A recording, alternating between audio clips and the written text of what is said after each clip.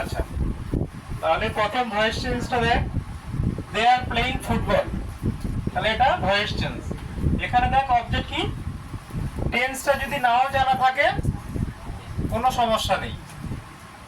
যখনই দেখবি আর আছে অ্যামিজার এবং তারপরে যদি ভার্বের সঙ্গে আইএনজি থাকে তাহলে বুঝতে হবে এটা প্রেজেন্ট কন্টিনিউয়াস। অবজেক্টটা আইডেন্টিফাই করতে হবে, দে আর প্লেইং ফুটবল, তারা ফুটবল খেলছে, তারা কি খেলছে? ফুটবল। তাহলে অবজেক্ট কোনটা? ফুটবল। তাহলে ফুটবলটাকে আমরা সাবজেক্ট করব, তাহলে ফুটবল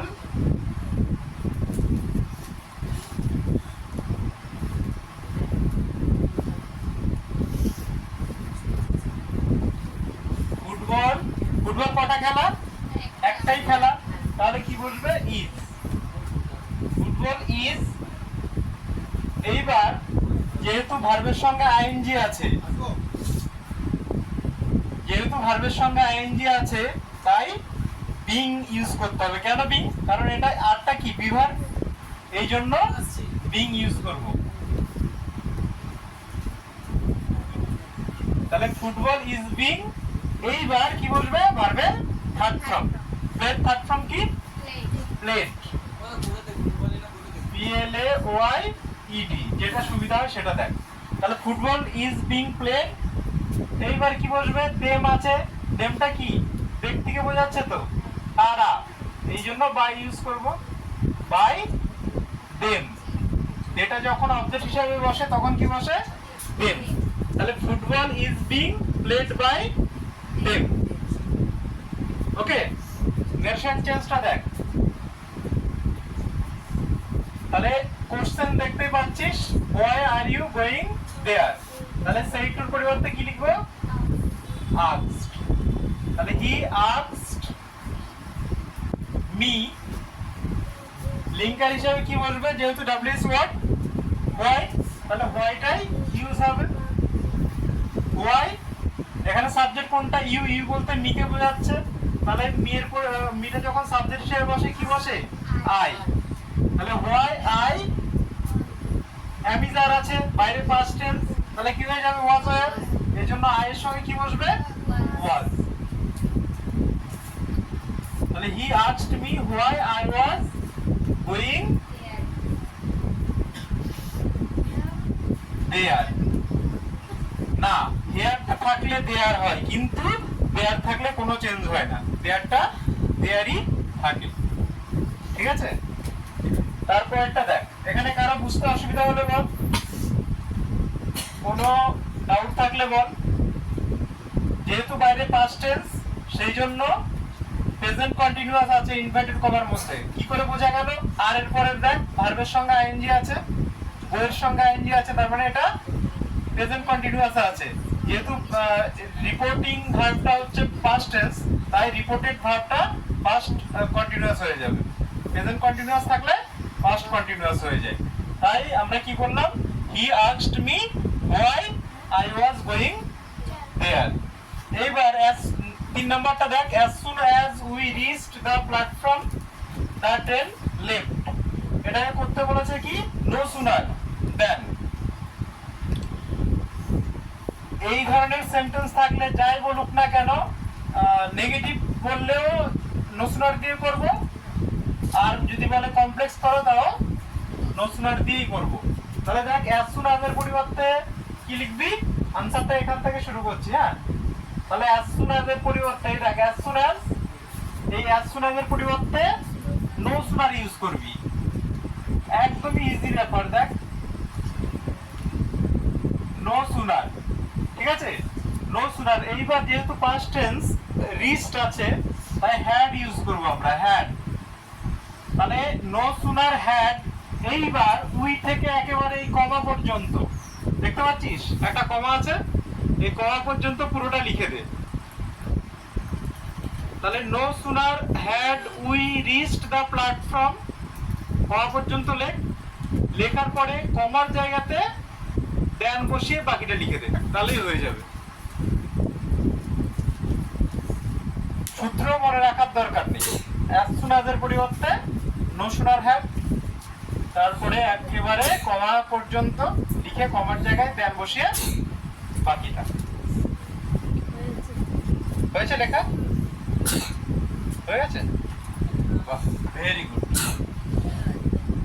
আচ্ছা, তারপরে দেখ she is too weak to walk, এটাকে কি করতে বলেছে? কমপ্লেক্স। এটাকে কমপ্লেক্স বললেও আমরা সো দ্যাট দিয়ে করব, যদি বলে নেগেটিভ করো তাও সো দ্যাট দিয়েই করব, ঠিক আছে? তাহলে এটা কি হবে? দেখ she is, প্রথম টু এর জায়গায় বসাবো শো, টি ডবল এর জায়গায় show. she is so weak, she is so weak, দ্বিতীয় টু এর জায়গায় that। এইবার দেখ সাবজেক্টটা কি আছে এই সেন্টেন্সে? she, তাই তো?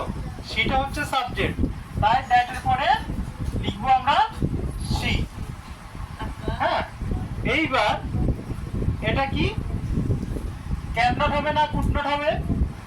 যেহেতু প্রেজেন্ট টেন্স ইজ আছে তাহলে ক্যান নট হবে, যদি পাস্ট টেন্স থাকতো তাহলে কুড নট হতো। তাহলে আমরা এখানে কি লিখবো? Can not,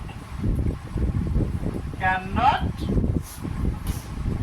she is so weak that she cannot walk।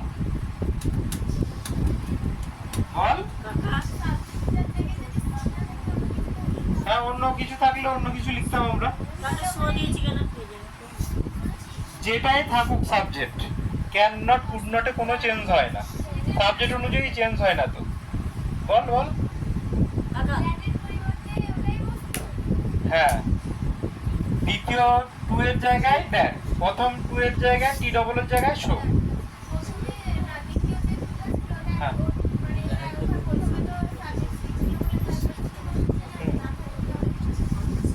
Subject যদি না থাকে, হ্যাঁ অন্য কিছু থাকতে পারে, হয়তো কোনো একটা ছেলে, তাহলে আমরা হি লিখতাম। কোনো একটা নাম যদি থাকতো, কোনো একটা ছেলের নাম, তাহলে হি। হ্যাঁ হ্যাঁ, তো শো। আচ্ছা, টু তীব্রতা বোঝাতে এখানে intensity, she is too weak to walk, সে হাঁটতে দুর্বল, সে হাঁটতে দুর্বল। তার মানে কি এর দ্বারা কি বোঝাচ্ছে? পুরো মিনিংটা জটিল করলে আমাদের কি বোঝাচ্ছে? যে সে এতটাই দুর্বল যে হাঁটতে পারে না, তাই তো? সে হাঁটতে দুর্বল মানে সে এতটাই দুর্বল যে সে হাঁটতে পারে না। এই যে পারে না, ক্যান নট কথাটা কেন এসেছে? পারে না অর্থটা বোঝানোর জন্য। Clear? only you can help me, negative করতে বলেছে এটাকে, তাই তো? না বাচক, তাহলে না বাচক একদম সহজ, কার মনে আছে? None but. তাহলে অনলির পরিবর্তে শুধু নান বাট বসিয়ে বাকিটা লিখে দিলে আমাদের হয়ে যাবে। Only you can help me, মানেটা কি? শুধু তুমি আমাকে সাহায্য করতে পারো। তাহলে আমরা যদি লিখি নান বাট, নান বাট কিসের পরিবর্তে? অনলির পরিবর্তে none but you can help me, তাই তো? তাহলে দেখ অর্থটা মিনিংটা একই রইলো, কিন্তু নেগেটিভ হয়ে গেল নান বাট বসে।